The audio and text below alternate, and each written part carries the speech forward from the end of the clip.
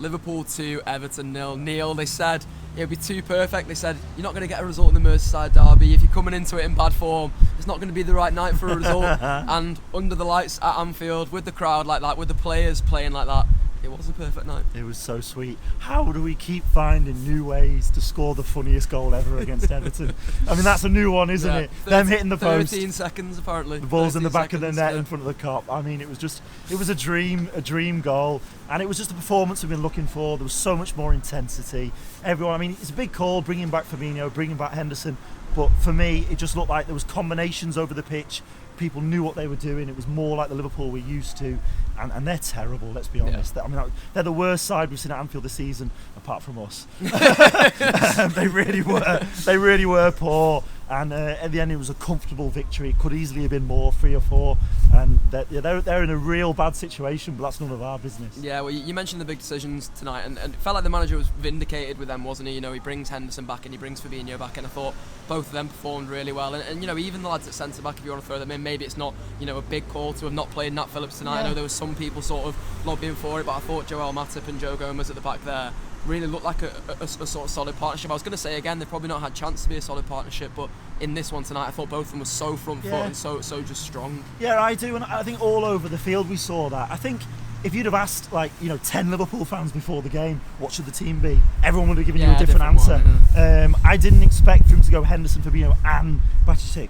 But what a performance. Yeah. 18 years old, just unbelievable composure. In the 8 as well. I know, and he just showed more to his game as well. I mean, when he slipped Salah in at the end, he just held the pass like a little bit too long. But amazing, man of the match performance from him, 18 years old. What a prospect. Our new Sergio Busquets. Unleashing him at Madrid.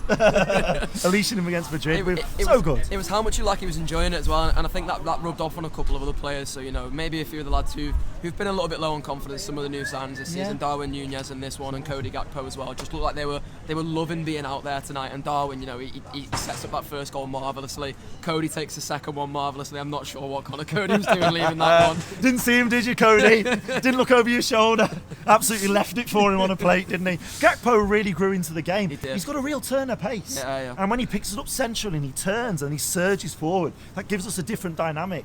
And then Núñez, as you say, he's just constant menace. His pace stretched them. I thought when Jota came on, understandably, they breathed a sigh of relief at once, you know, because finally they weren't getting stretched. But great to see Jota back, great to see a cameo from him, great to see Firmino, great to see Virgil standing up Iwobi when it all kicks off at the end, great to see Andy Robbo laughing in Pickford's face. It was just everything we could have hoped for, and now we can look real optimism in a huge week. You know, we've got a chance to go, within 6 points of Newcastle if we get a win there, and then obviously Real Madrid.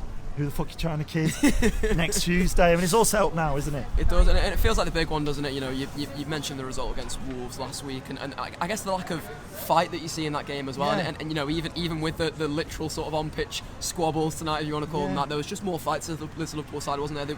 They were determined not to be dragged down to Everton's level, to keep playing their football, but also they were just so solid. Yeah, there was leadership and there was fight. I think a lot has to be said for Jordan Henderson.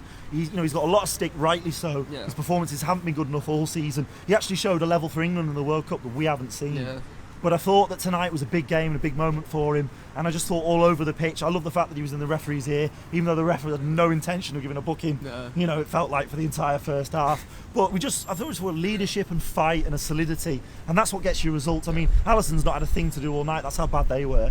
I mean, God, they didn't get anywhere near our goal, really, did they? As I say, one opportunity. Their entire game plan was a set piece. They didn't go in. What happened? Went down the other pitch and we scored instead. Yeah, well, Newcastle away on Saturday. If we win that, we do go within 6 points. Then we've got Real Madrid next week as well. Loads more to look forward to in the second half of the season. Download the Anfield Wrap app, subscribe and listen to all our post-match content. Up the fucking Reds.